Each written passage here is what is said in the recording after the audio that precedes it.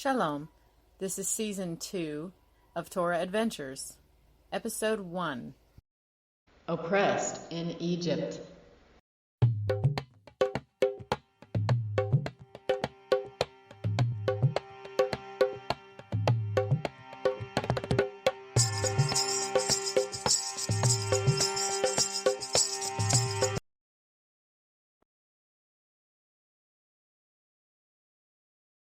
Hello, Orchid. Rena, how are you? Good.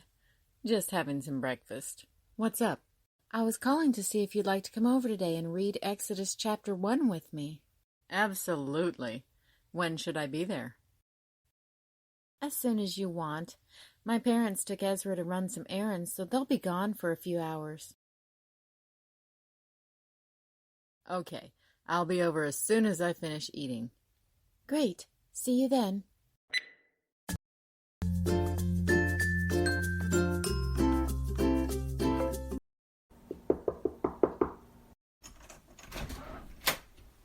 So glad you could come.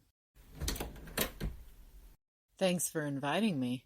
We can sit at the kitchen table. This way we can take notes and have some tea or coffee. Great. I'll take some tea. Sure.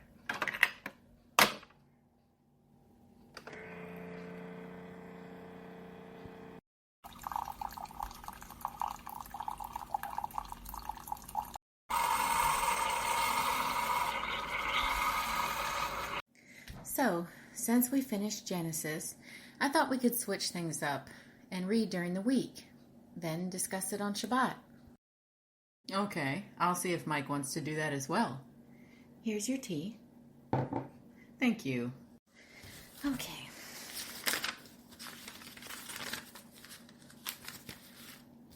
Exodus chapter 1. Would you like to start, Rena? Sure. I'll start out with prayer first.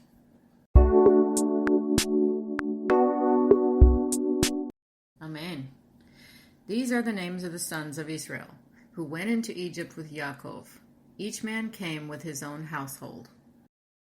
Reuven, Shimon, Levi, Yehuda, Yisachar, Zebulun, Benjamin, Dan, Naphtali, Gad, and Asher.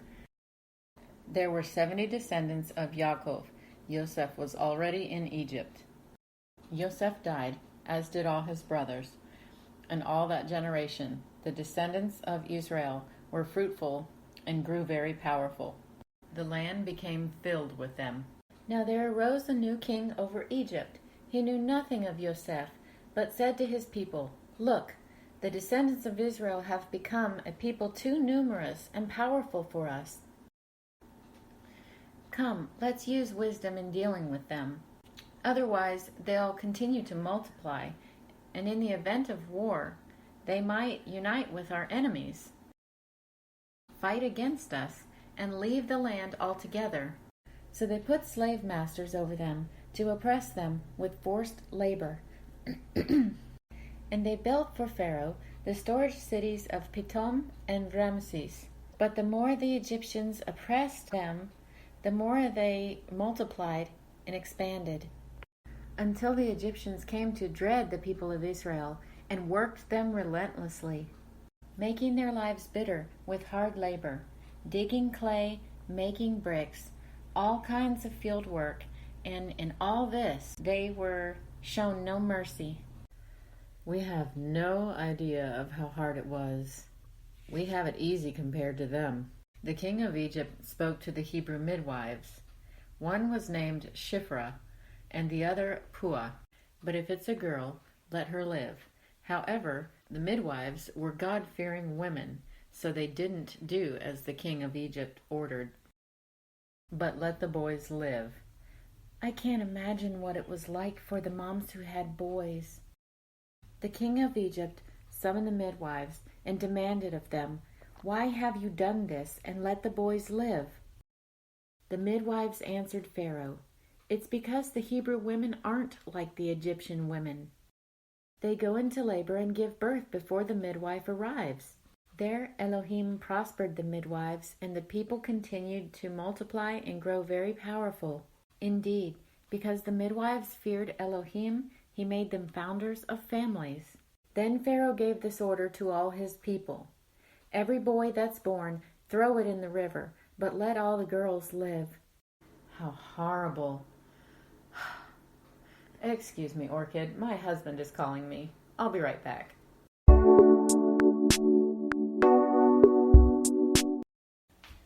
Okay, so that's all of chapter 1. Should we read chapter 2?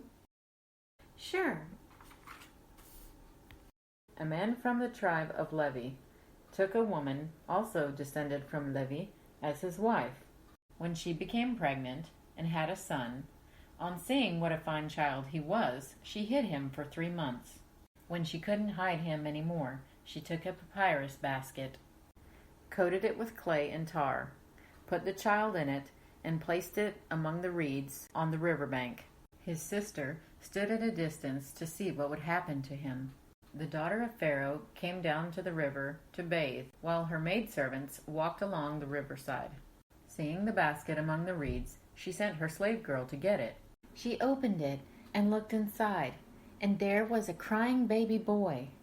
Moved with pity, she said, "This must be one of the Hebrews' children." At this point, his sister said to Pharaoh's daughter, "Would you like me to go and find you one of the Hebrew women to nurse the baby for you?" Pharaoh's daughter answered, "Yes, go." So the girl went and called the baby's mother. Pharaoh's daughter told her, "Take this child away and nurse it for me, and I will pay you for doing this." So the woman took the child and nursed it.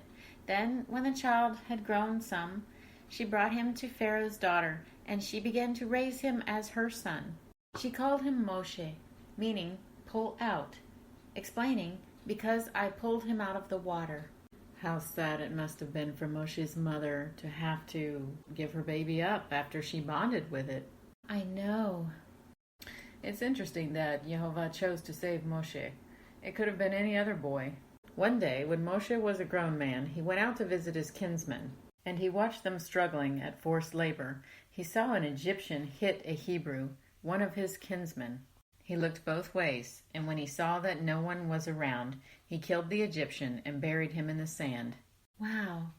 So Pharaoh's daughter told Moshe that his people were slaves? Maybe she didn't. I mean, he knew they were out there, but maybe he didn't know they were being mistreated. The next day he went out and saw 2 Hebrew men fighting with each other. To the one in the wrong, he said, "Why are you hitting your friend?" He retorted, "Who appointed you judge over us? Do you intend to kill me the way you killed the Egyptian?" Moshe became afraid. Clearly, he thought, the matter has become known. When Pharaoh heard of it, he tried to kill Moshe, but Moshe left to live in the land of Midian. One day, as he was sitting by a well, the 7 daughters of the priest of Midian came to draw water. They'd filled the troughs to water their father's sheep, when the shepherds came to drive them away. But Moshe got up and defended them. Then he watered their sheep. When they came to Reuel, their father, he said, "How are you back so soon today?" They answered, "An Egyptian rescued us from the shepherds. He also drew water for us and watered the sheep." He asked his daughters, "Where is the man? And why did you leave him there? Invite him to eat with us." Moshe was glad to stay on with the man, and he gave Moshe his daughter Zipporah in marriage. Excuse me. She gave birth to a son, and he named him Gershom, meaning foreigner there. For he said, "I have been a foreigner in a foreign land." Sometime during many years, the king of Egypt died, but the people of Israel still groaned under the yoke of slavery. And they cried out, and their cry came up to Elohim. Elohim heard their groaning and remembered his covenant with Abraham, Yitzchak, and Yaakov. Elohim saw the people of Israel and acknowledged them. Amazing history. Yehovah even provided a place for Moshe to live. He probably didn't know what was going to happen when he left Egypt. Right. The Almighty was directing his path from the beginning. Well, it was great reading with you, Orchid. Want to come read at my home tomorrow? Ezra can bring his schoolwork and do it while we read. Sounds good, Rena. See you then. 10 o'clock? Sure. Yes, I'll be there.